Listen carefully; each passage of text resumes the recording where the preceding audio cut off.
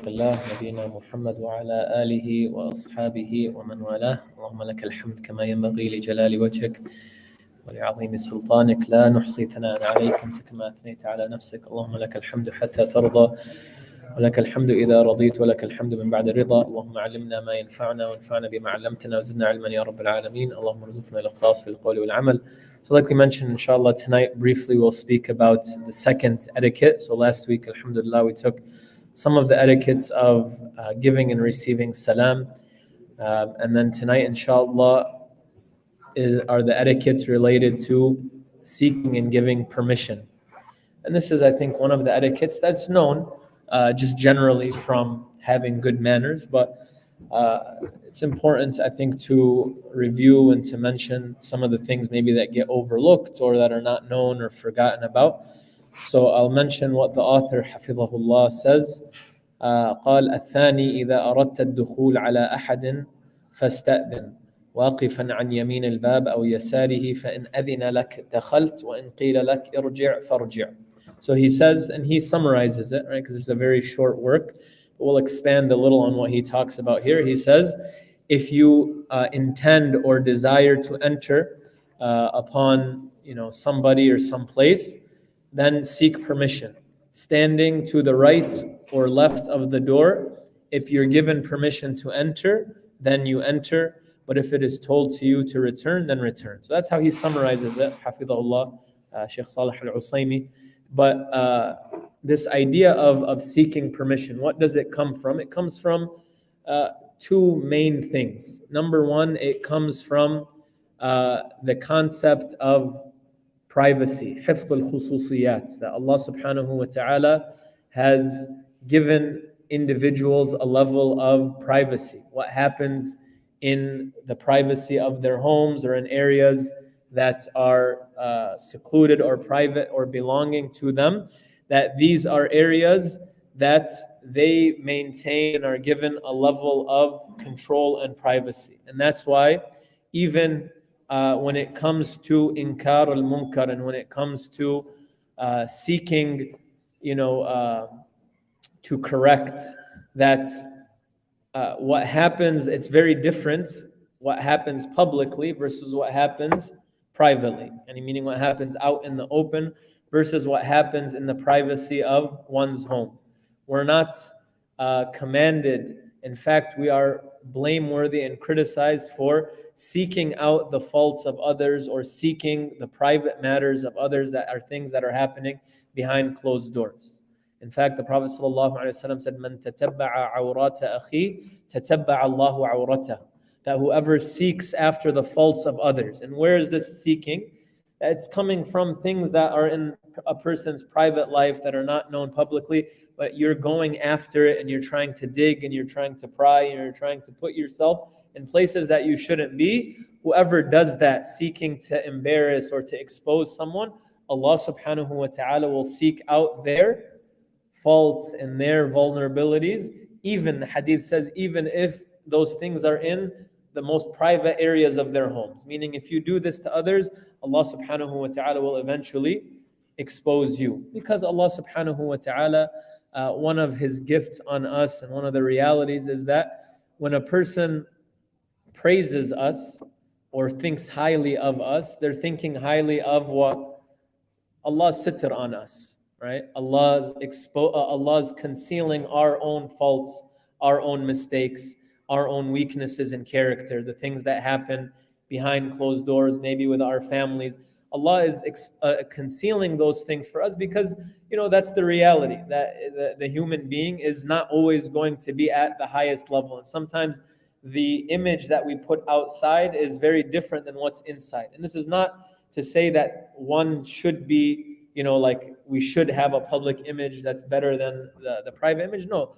They're supposed to both be equal. But the reality is that if Allah exposed us for all of our own faults and shortcomings that are hidden from people, then as one of the poets said, then people wouldn't even, give me salam. It would be something where, you would lose maybe all the respect that you have. And so maintaining one's privacy is something, khususiyat, that Allah subhanahu wa ta'ala gives people, right? So there's one element of it. And of course, there's the elements of modesty that's here as well, in order to protect the private matters of people and things that, there's more flexibility and looseness that can happen inside of the home in terms of the way that people dress and these type of things. So permission that's one of the big things about it, although it's not limited to the homes. Okay, and he mentions here we can break it down into a couple of parts. Places where where permission needs to be sought.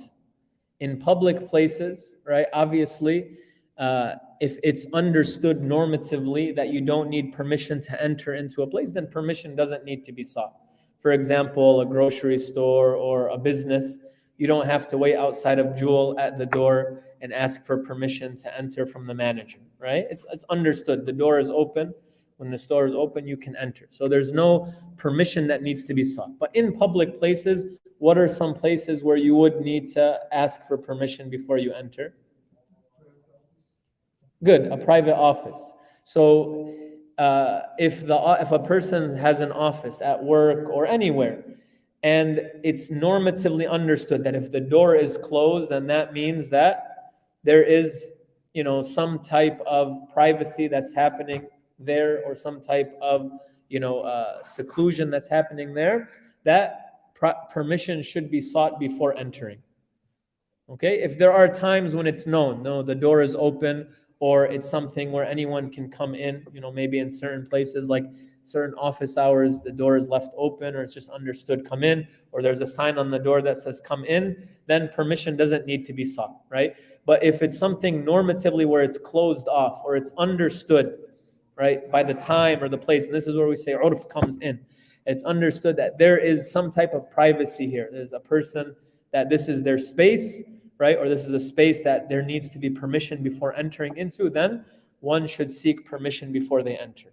And this is, I would say, one of those things that a lot of times gets overlooked. You think that, oh, well, I know this person, so I'm just going to walk in, or it's the masjid, for example, and the door should be open anyways, like in someone's office, so I'm just going to walk in. No. If it's understood that there is some type of privacy here, then permission should be sought. Permission should be sought. Okay, so that's general places. Now, when it comes to homes, there's two things here. There's outside the home, and then there is when you're inside of the home. Okay, so when a person is outside of the home, this is what the author mentions here, that it is obligatory for a person to seek permission before they enter into the house, before they enter into someone else's house. Unless, again, it's known, and this usually needs to be clarified more explicitly, that you are allowed to enter without permission. Okay, so maybe, for example, the house of your parents. They tell you, you have a key to the house. They say, it's understood that you can come in and come and go whenever. In this case, if it's permission has been given, or it's understood very clearly that the house is open for you to come in, then you can come in. If not, then it's better to err always on the side of caution and seek permission before you enter. How do you seek permission? This is what he mentions here, that you knock, or in our case, you ring on the doorbell, whatever way that is used to alert those who are inside.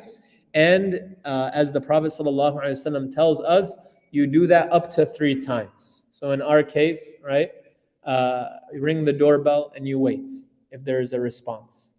Okay, if there's no response, then you ring the doorbell again, or you knock again, up to 3 times. After 3 times, you should leave. If someone answers in those first 3 times and they ask who it is, the Prophet ﷺ specifically gives us the advice, and he tells us to don't respond with Ana. Who is it? Me. Who's me? It's me. Right? No, this actually happened in the time of the Prophet ﷺ, where someone came to his home and knocked, and the Prophet ﷺ asked him, and he said, Ana, and the Prophet ﷺ repeated, Ana, Ana. Like there's a form of criticism here, that you should identify who you are. And then he says, if you are given permission to enter, then you can enter. And if not, then you go back.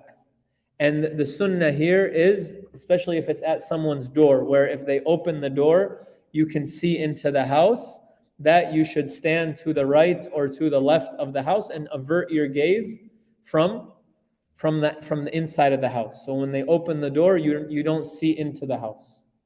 And the Prophet ﷺ, he tells us, إِنَّمَا جُعِلَ الْإِسْتِئْذَانُ مِنْ أَجْلِ الْبَصَرِ, that permission was instituted and legislated for us as a result of al-basar, yani things, seeing things, potentially seeing things that you shouldn't see in someone's house. Because someone opening their doors for you or letting you into their home is opening up their privacy for you, right? And there's things inside of their home, their family, right? Things that are private, that belong to them, or that are, special to them, that they're giving you the permission to enter into. And so that permission is limited to what you should or what you're allowed to see.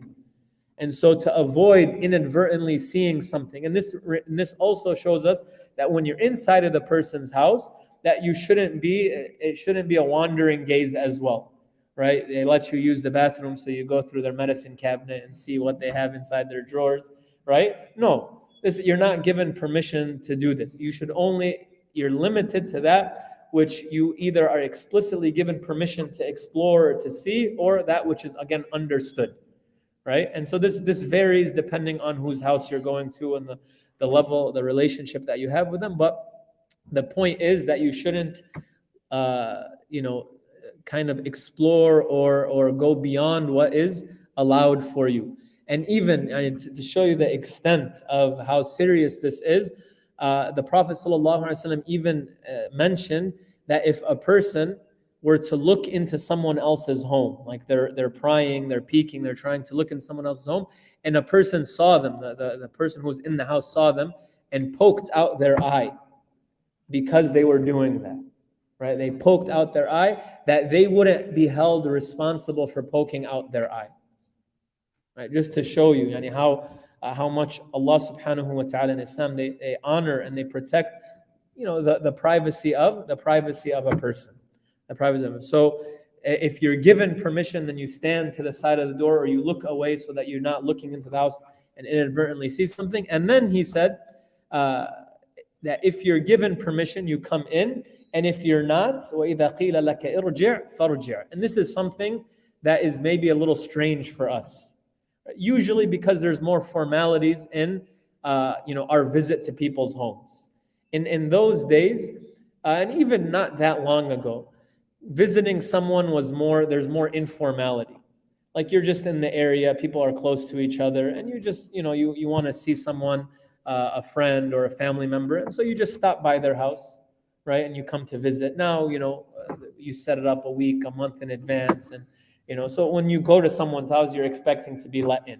But in these cases, maybe where you come to visit someone, and there's good in this as well, right? Now we're more afraid of this because because of the distance that's been created. But if you go and they tell you, hey, I'm a little bit busy right now, I have things to do, then you should go, right? You should go. And it's not just about leaving, but it's about leaving not feeling something in your heart towards them for not letting you in. Because you don't know, a person may be busy, they may be experiencing a difficult time, maybe with their family, there may be something going on where they just can't take guests at that moment, and so to go. And one of the Salaf, one of the predecessors, he said, I would knock on people's doors to visit them, and I would hope that they would tell me to go back so that I could apply the sunnah of the Prophet sallallahu alaihi wasallam, right? Because it's not that common for someone to be told go back. But he was saying, I would hope that they would say irji', like just leave, so that I could actually apply that sunnah of the command of the Prophet sallallahu alaihi wasallam. So that's from outside and into the home. And then what about inside of the home, right? Inside of the home, Allah subhanahu wa ta'ala gives us some specific directions in Surah An-Nur, ayah number 58. He says, subhanahu wa ta'ala, يَا أَيُّهَا الَّذِينَ آمَنُوا لِيَسْتَأْذِنكُمُ الَّذِينَ مَلَكَتْ أَيْمَانُكُمْ وَالَّذِينَ لَمْ يَبْلُغُوا الْحُلُمَ مِنكُمْ ثَلَاثَ مَرَّاتٍ. So inside of the home, and this is interesting, that generally, you have different rooms, I have the rooms maybe of the parents, of the siblings, that generally there's, the house, when it's the family, they are able to kind of roam and move freely through the house. This ayah here it's teaching the family members even this concept of seeking permission. And there's a form of tarbiyah in here as well. Okay, so inside of the home, if the person is an older, they've reached the age of maturity, and some said not even just the age of maturity, but they've reached the age where they're aware of like the differences, when it comes to men and women, and they're aware of those things, right? You know what I'm saying? Or that they understand that there are these awrat and there's these sensitivities. If they've reached that age, then they have to seek permission before they enter into their parents' room, for example. Right? It's an obligation on them to do that, or to enter into a room where an older sibling may be. Right? Now, this doesn't mean like you don't need permission to enter into the living room or into the kitchen or to open the kitchen door, but just in those areas where those sensitivities may be. Here, though, this ayah is talking about those who are younger than that. Right? Those who are younger than that, those who haven't reached that age, as well as the servants who are in the house, because these two groups of people, generally, they are, kind of free flowing throughout the house. Right? The younger children, they're just all over the place, right? And they don't know the difference between a room and not a room, and where they can and where they can't go. And then the servants in those times, again, because their services are needed throughout the house, so they move freely throughout the house. This ayah here is teaching the believers that three specific cases, even these groups of people who have this free access to the house, they should seek permission, because they may end up walking into a room or a place in the house that is private, and that a person may be in more of a relaxed state, or even walking into something that they shouldn't be seeing, right? And so Allah gives us those times. When are they? Min qabli salat al-fajr, before salat al-fajr. So late at night. وَحِينَ تَضَعُونَ ثِيَابَكُم مِّنَ الظَّهِيرَةِ, and around the time of qaylula, so like the late morning, early afternoon time. وَمِن بَعْدِ صَلَاةِ الْعِشَاءِ, and after salat al-isha. Why? Because these are the three times generally, again, a person is going to be more relaxed in their clothing. They're going to be more loose in these type of things. So even in these times, even children in these times should be taught to seek permission before they enter. And this is important, because what this is teaching us is the concept of teaching these etiquettes to even our children, to have them grow up with these type of adab, these type of manners, and these type of characteristics, right? That they should learn to seek permission. They should learn to ask for permission. And the door of seeking permission is wide, right? But to teach, people to, even children, that to make it a point to value, their permission, and value this concept of seeking permission, right? And so these are like the different examples of, when permission needs to be sought and how it should be sought. But in general, the rule of thumb is, if there's any potential type of privacy or some type of seclusion normatively before entering into a place or an area or someone's private property, then permission needs to be sought, and permission needs to be given before a person is allowed to enter, right? And this is something, subhanAllah, the Prophet ﷺ made it a point to teach the companions radiallahu anhum. One time, a man came to the house of the Prophet ﷺ, and he said, he just came to the door and he said, "Alij." Basically, he's kind of like trying to come into the house. And the Prophet ﷺ told the servant who was in the house, he said, "Go out to him and teach him how to seek permission." عَلِّمْهُ الْإِسْتِئْذَانِ. In another narration, he said, عَلِّمْهُ الْأَدَبِ. Teach him the manners here. And he says, tell him to go and say, "Assalamu alaikum," and ask for permission to enter. And so then he sought permission. He told him how to do that. And then he said, "Assalamu alaikum, adkhulu aw aliju." And then the Prophet ﷺ gave him permission. And this, concept of seeking permission is from beautiful etiquette as well. And the Prophet ﷺ made it a point as well to value even, the rights of others when it comes to permission. So we'll end with this inshallah, just a beautiful story. When the Prophet ﷺ, he had some milk to drink. And it was from his sunnah that he would give that milk, if there's a group of people who are sharing it, he would give it to the person who was sitting to his rights, right, to start, and then they would go around until it came back, or it came full circle. And so to his right was Ibn Abbas, radiallahu anhuma, who was young. And to his left were some elders from the Sahaba, who were a little bit older. And so the Prophet sallallahu alaihi wasallam, he asks permission from Ibn Abbas radiallahu anhuma to start with those who are older, because it's the right of Ibn Abbas being on his right-hand side that he would get it first. But the Prophet ﷺ recognizes the position of those who are older, and so he's asking Ibn Abbas for his permission. The Prophet ﷺ is 50 years older than Ibn Abbas, and he's still valuing Ibn Abbas's rights, and he's asking him for permission. And what do you think Ibn Abbas did? This is the one time maybe that he would say no to the Prophet ﷺ. He said, Ya Rasulullah, he said, of course, I would obey and do what you want, but there's no way that I can prefer someone else over me when it comes to drinking after you. Right? Because the Prophet ﷺ drank, and he said, since he drank right away, I want the barakah of drinking from where the Prophet ﷺ drank and right after the Prophet ﷺ. So he said, in any other case, sure, but not in this case. And then the Prophet ﷺ gave it to Ibn Abbas. Right? So you see, in this case, this the idea of valuing, the Prophet ﷺ even seeking permission from Ibn Abbas in a situation that dictated it. So these are just some of the points related to al-istidhan and seeking permission. You see, it's a very beautiful etiquette that shows the respect for people's privacies, for people's individual honor and these type of things. Any questions? Any questions on this?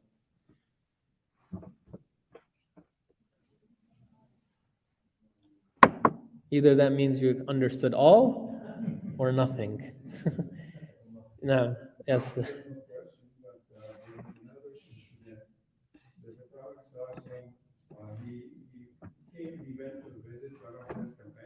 No. And he stood out outside the door, and he asked permission, can I come in? And the host didn't say anything. Then he asked permission again, and he did say, the third time he asked permission, and then he didn't say anything. He returned. But the companion came out brushing. He said, Ya Rasulullah, I just wanted to make sure that you said salam upon my family many times. Jameel. Jazakallah. Excellent. Yeah, that's one of the ways of the Sahaba to gain more barakah. Jazakallah. Beautiful. Jazakumullah khair. So if someone comes to your house, before they run away, inshallah, you can do that as well, inshallah. So they can say assalamu alaikum to you multiple times. إن شاء الله جزاكم الله خير سبحانك اللهم وبحمدك نشهد أن لا إله إلا أنت نستغفرك ونتوب إليك